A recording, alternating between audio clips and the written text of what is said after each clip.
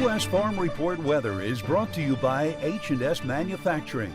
Poly sides, floor, and a rear monoblock gearbox on vertical beater models are just some of the great features of the H&S Hydra Push 425 and 550 bushel model manure spreaders. Find out more about the Hydra Push at the H&S website.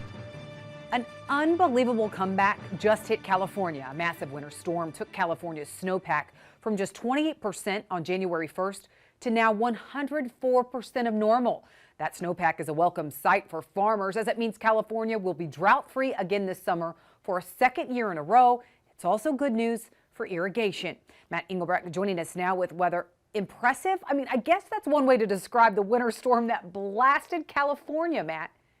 Yeah, absolutely, Tyne. Impressive is one way. The other way is extreme. You remember that's kind of what we are dancing between, the extremes regarding California. You don't have to go back far. And remember the extreme drought in portions of California. Now we're on the other end of the spectrum with that snowpack and the available water in and across the state. I'm talking about the higher terrain and that snowpack.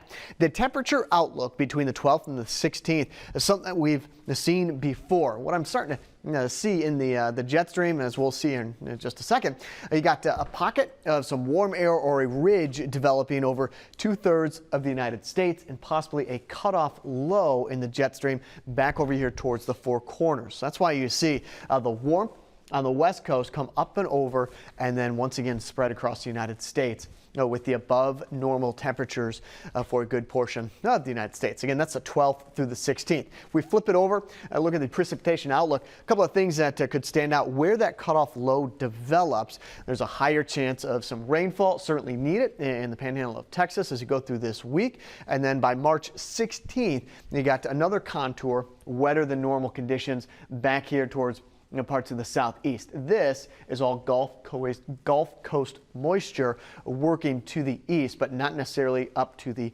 northeast, mainly because of that ridge of high pressure is going to kind of suppress any kind of surface systems, mainly down here to the south. So that's why you get normal, if not a little bit wetter than average conditions back into the plains and the Dakotas. Drier during that period off on the west coast. So let's go look at it. Your Monday, Tuesday, Wednesday, it's all about this upper level trough in the jet stream that's going to be digging across the United States and exiting to the northeast. Interesting thing about it is we're going to be sandwiched between two troughs in the jet stream, one there and one here. The difference between this week and last week with what we're dealing regarding the trough, this ridge of high pressure is expected to strengthen, meaning if anything tries to dig in and across the United States, spread colder air or rain, it actually has to go up and over the ridge. So one thing that we're going to be looking at very closely is where the jet stream or how the jet stream is looking Tuesday, Wednesday, and Thursday. The stronger this ridge,